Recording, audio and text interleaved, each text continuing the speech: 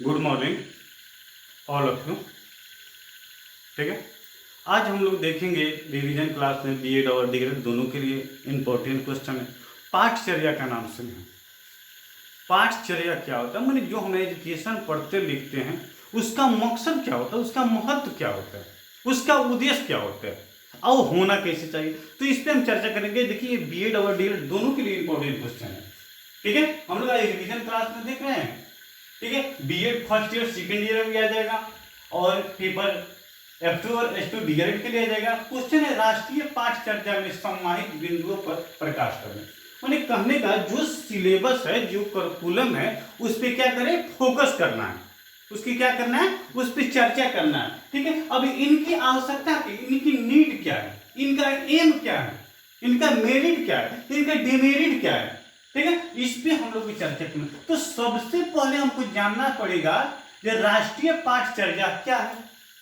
ठीक है, अब राष्ट्रीय पाठचर्या है क्या, इस पे हमको सबसे पहले क्या करना है, फोकस करना है। तो राष्ट्रीय पाठचर्या क्या, तो आप लोग नाम सुनेंगे एनसी, ठीक है, ERT, NCERT।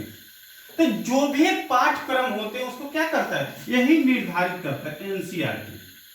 ठीक है, तो एनसीईआरटी क्या करेगा, अपने आप उसको क्या करेगा, निर्धारित नहीं करेगा। उसका भी एक क्या होता है, शेड्यूल होता है, सिस्टम होता है। उस सिस्टम के अनुसार क्या करेगा, वो जो सिलेबस होगा, जो करिकुलम होगा, उसको निर्धारित करेगा।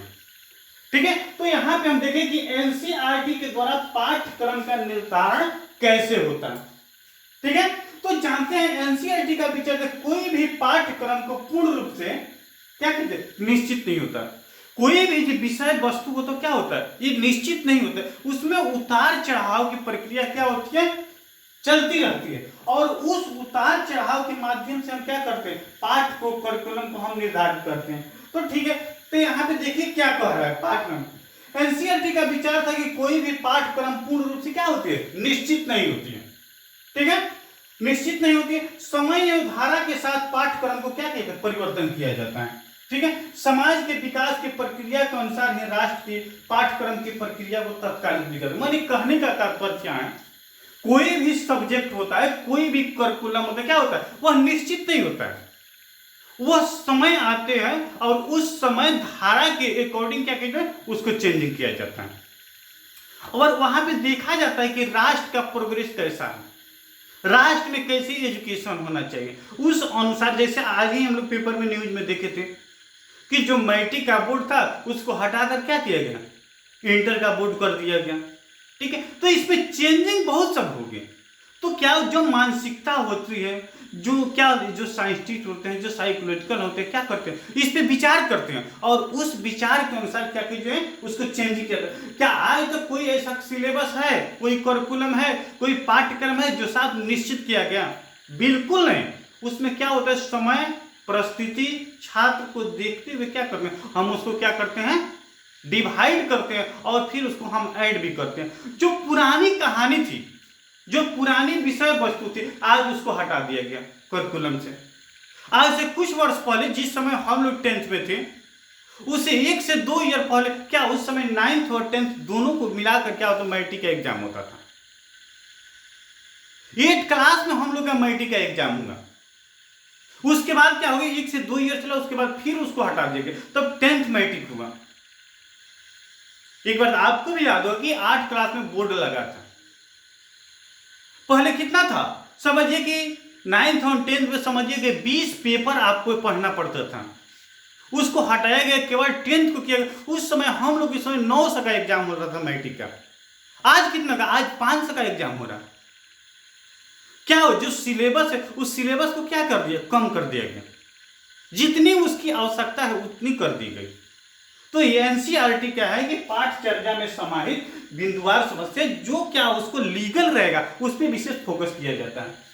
ठीक है, तो अब यहां पे देखेंगे कि क्या इसके क्या है, समाहित बिंदु कौन कौन से हैं, वो क्या करता है, वो कैसे कैसे क्या करता है, उसको प्रभावित करता है।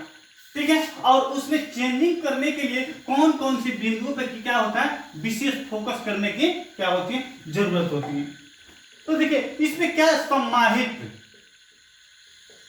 सम्माहित बिंदु। ठीक है, अब फर्स्ट में इसमें सम्माहित बिंदु क्या है? फर्स्ट में सम्माहित बिंदु है क्या? भाषीय शिक्षा का समावेशन। भाषीय शिक्षा का समावेशन। अब भाषीय शिक्षा का समावेशन क्या होता है? माने inclusive of language of education. ठीक है, माने समावेशिक शिक्षा क्या है? लैंग्वेज ऑफ एजुकेशन, माने अनुसार, माने भाषा के अनुसार क्या होना चाहिए? राष्ट्र या देश विदेश की शिक्षा होनी चाहिए। कहने का तात्पर्य, जब हम क्या है, हमारी मातृभाषा हिंदी है, तो हम इसको छोड़कर क्या अलग जा सकते हैं? बिल्कुल नहीं जा सकते हैं। तो जो मेरा क्या है, जो फर्स्ट चॉइस है, जो मेरा फर्स्ट भाषा है, उस भाषा पे क्या करना चाहिए? विशेष फोकस करना चाहिए। और राष्ट्र के हक में हो, देश के हक में हो, या राज्य के हक में हो, या कंट्री के हो, या विदेश हो, फॉरेन हो, और कंट्री पे जिनकी जो मातृभाषा होते हैं, उस मातृभाषा पे क्या करना होगा? फोकस करना है। ठीक है, उसके बाद आपका सेकेंड पॉइंट, अभिभावक। अभिभावकों क्या करना चाहिए? अभिभावकों की सहमति के अनुसार। ठीक है, हो सकता है कि आवश्यकता के अनुसार कौन सा पाठ्यक्रम के निर्माण के समय माता पिता अभिभावक का भी क्या होना चाहिए? विचार लेना चाहिए। अब यहाँ पे देखना है, अभिभावक की सहमति के अनुसार जो पाठ्यक्रम होते हैं, जो करिकुलम होते हैं, जो कंटेंट होते हैं, जो सब्जेक्ट होते हैं, वो क्या करना चाहिए? कुछ पर्सन क्या होते हैं, विद्यालय में देखते हैं कि कभी कभी क्या होता है, समारोह होता है, स्टूडेंट यूनियन होता है, और उस यूनियन में उनके बच्चों की जो क्या होती है, कमियां होती है, उसके मम्मी पापा से बोला जाता है। तो जब भी कोई नया विचार किया जाए, तो क्या करना चाहिए? कम से कम शिक्षकों और जानकार व्यक्तियों के साथ क्या करना चाहिए? अभिभावकों को भी लेना क्या होता है? अनिवार्य होता है, जरूरी होता है। ताकि क्या करते हैं, शिक्षक के साथ उनके पेरेंट्स, माता पिता भी क्या होते हैं, बच्चे के एजुकेशन में, शिक्षा में अपनी भूमिका को निभाते हैं। ठीक है, उसके बाद हम जानते हैं थर्ड नंबर पॉइंट में क्या कहता है। थर्ड नंबर पॉइंट के रुचि शिक्षा प्रणाली। अब देखिए, रुचि शिक्षा प्रणाली माने रुचि शिक्षा प्रणाली माने इंटरेस्टिंग ऑफ एजुकेशन सिस्टम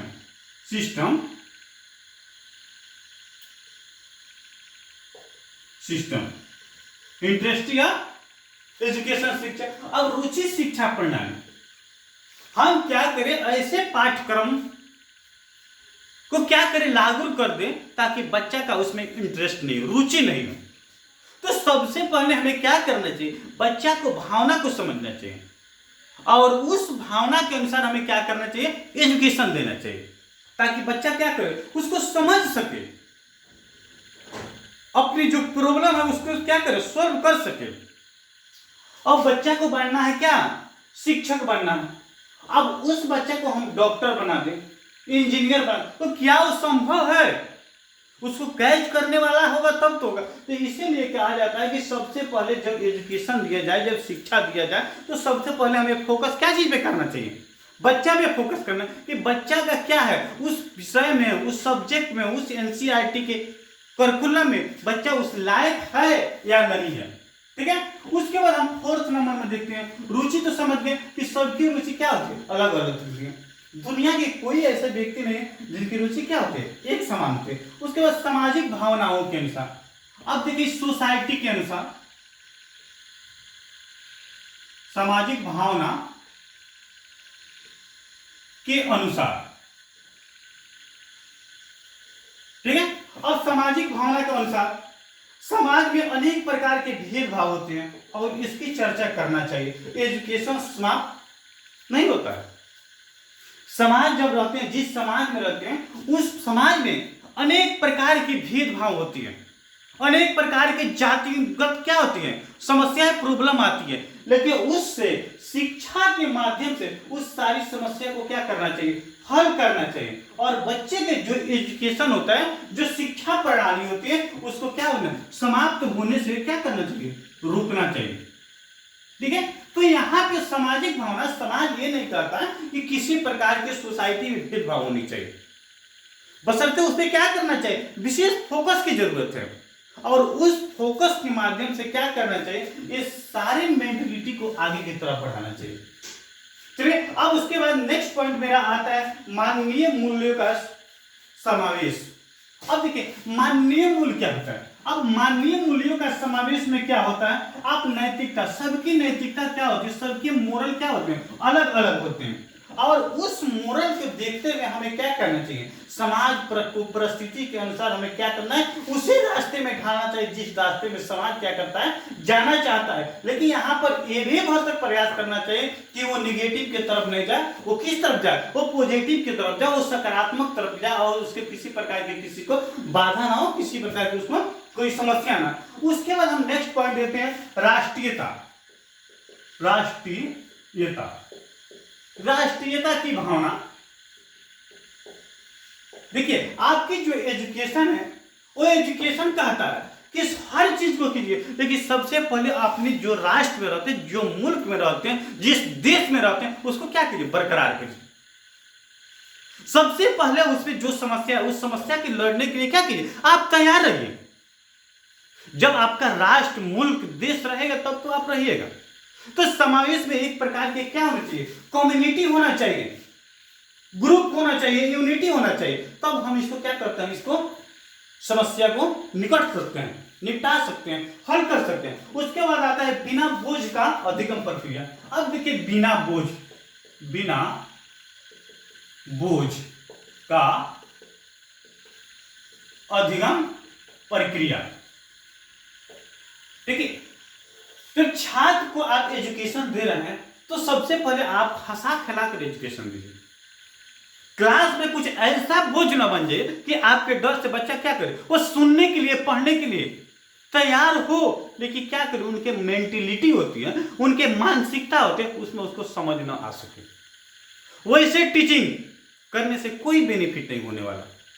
तो भरसक आपको प्रयास करना चाहिए कि छात्र होते हैं उनकी आवश्यकता को देखें और उस आवश्यकता के अनुसार हम क्या करें, एजुकेशन दें, टीचिंग करें। बच्चों को हंसाना खिलाना क्या एजुकेशन अलग नहीं करता है, और एजुकेशन ये कहता है कि बच्चों को हंसाने खिलाने के साथ हमें क्या करना चाहिए, उसको रीडिंग करवाना चाहिए, राइटिंग लिखवाना चाहिए, पढ़ाना चाहिए, समझाना चाहिए, टीचिंग करना चाहिए, लर्निंग करना चाहिए। उससे क्या होता है, एक जो बच्चा होते हैं उनको बोझ नहीं महसूस होता। नहीं तो क्लास में ऐसे ऐसे टीचर जाते हैं, क्या करते हैं, इतना छात्रों के ऊपर बोझ बन जाएंगे कि बच्चा समझने में क्या हो जाएगा, असमर्थ हो जाएगा, और उस वर्क को करना नहीं चाहेगा, और उनके डर से वो पूछे बट नहीं। जैसे क्लास से टीचर निकलते हैं बाहर, तब तक क्या हो, क्लास का मूवमेंट गड़बड़ होता है, बच्चे हल्ला करने लगते हैं। ठीक है, तो वैसे शिक्षक और वैसे शिक्षा को अधिगम करने की प्रक्रिया से कोई बेनिफिट नहीं होने वाले। उसके बाद हम देखते हैं समान पाठशालों की व्यवस्था। समान पाठशाला, पाठ्यशालाओं की व्यवस्था। देखिए समान पाठशाला की व्यवस्था में क्या होता है कि विद्यालय ऐसा होना चाहिए कि वहां पे किसी प्रकार की भेदभाव नहीं होते। अक्सर कास्ट भेदभाव नहीं होना चाहिए। शिक्षा सबके लिए अनिवार्य है। सिस्टम ये नहीं कहता है कि शिक्षा उसके लिए अनिवार्य नहीं है, इसके लिए अनिवार्य है। शिक्षा सभी के लिए, इसलिए कि हम लोग क्या है, एक सामाजिक प्राणी है और समाज के हर समस्या को देखकर चलना है। तो वहां पे कास्ट फैक्टर बिल्कुल नहीं होना चाहिए। हिंदू, मुस्लिम, सिख, ईसाई, कोई, चमार, डोम, पंडित, ब्राह्मण, शेख, पैठान सभी होना चाहिए वहां पे, और सभी को एक सिस्टम के अनुसार क्या करना चाहिए, एजुकेशन देना चाहिए। ठीक है, उसके बाद हम देखते हैं क्या, पूर्व कार्यक्रमों के अनुसार। अब देखिए पूर्व कार्यक्रमों के अनुसार कि बच्चा जब एजुकेशन लेता है तो उस समय बच्चा को क्या होता है, कुछ पहले का जो अनुभव होता है, उस अनुभव के साथ हम अगर शिक्षण कार्य करते हैं तो बच्चा को क्या है, आसान से समझ जाएगा। अब बच्चा को मानते हैं कि अगर सजीव नहीं समझता है, निर्जीव नहीं समझता, तो उस बच्चा से अगर हम पूछें कि ये मेरी कॉपी है, जो एक पुस्तक है, ये सजीव है कि निर्जीव है, क्या बताएगा? सबसे तो पहले हमें क्या करना, उसको चर्चा करना, उसको बताना पड़ेगा कि जो प्राणी या जो पेड़ पौधे खुद से अपना भोजन बनाते हैं उसको हम सजीव बोलते हैं। वो चलते हैं, फिरते हैं, घूमते हैं, वो अपना वर्क खुद कर लेते हैं। वही प्राणी जो अपने खुद से अपना भोजन बनाने में क्या होते हैं, असमर्थ होते हैं, जिसको हम निर्जीव मानते हैं। अब जैसे ये क्या है, मार्कर है, निर्जीव है, एक घड़ी है, निर्जीव है, एक कॉपी है, निर्जीव है। क्या यह दूसरे के आश्रित है, यह हम अपनी आवश्यकता के लिए करते हैं। लेकिन जैसे मैं चलता हूं, फिरता हूं, घूमता हूं, खाता फिरता, क्या है, सब सजीव है। मेरे आंखों के सामने पेड़ पौधे दिखाई दे रहे हैं, हरे भरे, क्या सब सजीव है। तो बच्चों को ऐसा एजुकेशन दीजिए कि बच्चा क्या करे, वो पहले के अनुभव के साथ अगर उसे जोड़कर क्या करें, शिक्षण कार्य कर रहे हैं, तो उसको आसान लगेगा, उसको रुचि लगेगा और उसको समझने के लिए क्या होगा, वो तैयार होगा। ठीक है, तो सबसे पहले कुछ कार्यक्रम जो पहले किया होता है, उस कार्यक्रम के साथ क्या होना चाहिए, उसका लगाव होना चाहिए। विद्यार्थियों की स्वतंत्रता, जो स्वतंत्रता नाम हम हमेशा सुने, एक दो सेंस जो पढ़े थे किशोरावस्था पर, उसमें देखते स्वतंत्रता, फ्रीडम, आजादी। जब बच्चा किशोरावस्था में पढ़े, 12 से 18 वर्ष बच्चा होता है, क्या होता है, सब आजाद रहना चाहिए, स्वतंत्र रहना चाहता है, वो किसी को बात को सुनना नहीं चाहता है। तो जब एजुकेशन करें तो बच्चों के बीच बीच में क्या करें, मौका दे स्वतंत्रता, उसे कुछ पूछें, उसे कुछ सुने, उनको विचारों के जाने। सब क्या है, एजुकेशन को आगे बढ़ाने का एक जरिया है। ठीक है, उसके बाद हम देखते हैं, ठीक है, कुछ कार्यक्रमों को असफलता का विचार। अब ये भी हमें देखना पड़ेगा कि बच्चे असफल होते क्यों हैं। कहीं ना कहीं उसमें कोई ना कोई त्रुटि है और उस त्रुटि के कारण बच्चे क्या होते हैं, असफलता प्राप्त करते हैं। अध्यापक शक्तिकरण का समावेशन, पढ़ाने से पहले उसे समझा लेना चाहिए। जब शिक्षक क्लास में जाते हैं तो उस समय शिक्षक को जिस चीज को पढ़ाना है वो डायरेक्ट क्या करें, पुस्तक ना उठाएं और पुस्तक उठाकर क्या करें, वो पढ़ना प्रारंभ कर दें। उससे क्या होगा, बच्चा को समझ में नहीं आएगा। आप जिस चीज पे फोकस करना चाहते हैं उस पे क्या करें, सबसे पहले आप क्या कीजिए, मेंटेलिटी बनाएं, आप उसको पढ़ें, आप उसको समझें, उसके बाद क्लास में जाए तो सबसे पहले उसको लेक्चर दें, समझाएं, उसके बाद उस कंटेंट के विषय में क्या करें, छात्रों को दिखाएं, तब तो बच्चा समझेगा। ठीक है, उसके बाद हम देखते हैं अध्यापकों की शक्तिकरण हो गया। पर शिक्षक ऐसा होना चाहिए कि जिस चीज को करना है उसको सबसे पहले वो खुद करे। हमें कल क्या पढ़ाना है विद्यालय में, आज खुद से अगर हम पढ़ कर जाएंगे तो उसको क्या करेंगे, हम उसको अच्छा से मोटिवेट करेंगे, अच्छा से समझाएंगे। अगर वहीं हम पढ़ कर नहीं जाएंगे तो समझाने में क्या होगा, मजा नहीं आएगा। इसलिए कि हमें भी क्या होगा, हेजिटेशन होगा उस पर चर्चा करने के लिए। ठीक है, उसके बाद हम देखते हैं क्या, अनुदेशन का माध्यम, विवादित विषय पर पहले विचार करने के और जरूरत के अनुसार क्या करना चाहिए, उसे ढालना चाहिए। कुछ सब्जेक्ट, कुछ विषय कुछ ऐसी होती है जिसमें वो विवाद खड़ा हो जाता है, जातिगत समस्या आ जाती है। ठीक है, तो उस पर सबसे पहले में विचार करना चाहिए। अब एक क्लास है, वो क्लास में हिंदू स्टूडेंट है, मुस्लिम स्टूडेंट, अक्सर बोल रहा है सर संस्कृत पढ़ाई, अक्सर बोल रहा है कि उर्दू पढ़ाई। ठीक है, तो हमें क्या करना चाहिए, उस समस्या को सबसे पहले निचोड़ निकालना चाहिए कि हमें क्या करें कि उसकी समस्या वहां पे न आ सके, कोई प्रॉब्लम क्रिएट ना हो सके। तो उसके लिए हम क्या करें, उर्दू के लिए अलग टीचर रखें, संस्कृत के लिए अलग टीचर है, और उस क्लास को हम क्या करें, डिवाइड कर दें। तो ऐसे ऐसे जो प्रॉब्लम है छोटी छोटी जब क्रिएट होती है उस पर भी विचार करना चाहिए। कक्षा कक्ष प्रबंधन पर विचार करना चाहिए। जब कक्षा कक्ष में जाते हैं तो सबसे पहले कक्षा की जो एक्टिविटी होती है उस एक्टिविटी को देखें और उस पर ध्यान दें कि क्लास में मार्कर है, चौक है, बोर्ड है, डस्टर है, बेंच है, डेस्क है, टेबल है कि नहीं पर्याप्त मात्रा में।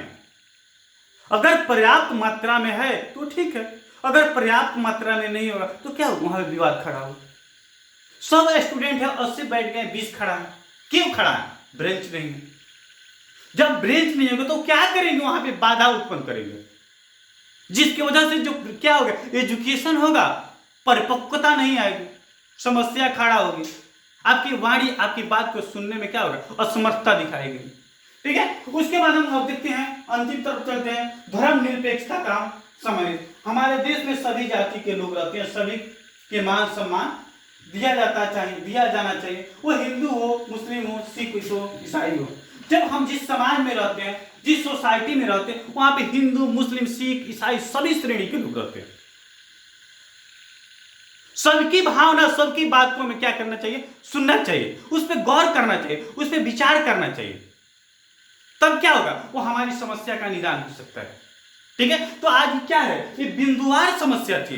इसके बाद हम लोग सेकंड पॉइंट और सेकंड क्लास में देखेंगे कि उनकी आवश्यकता क्या है, उनका लक्ष्य क्या है, ठीक है, उनका बाधा क्या है। ठीक है, वो जनरली हम समझे कि क्या उनसे पाठ्यक्रम एनसीईआरटी बोलता है, एनसीईआरटी का कहने का तात्पर्य। ठीक है, तो आज की क्लास को हम लोग यहीं पे एंड करते हैं। मैं MD Ashraf Gaddi, Chanakya college of education Bettiah, इसी के साथ आप सभी को मेरे तरफ से बहुत बहुत धन्यवाद। थैंक्स।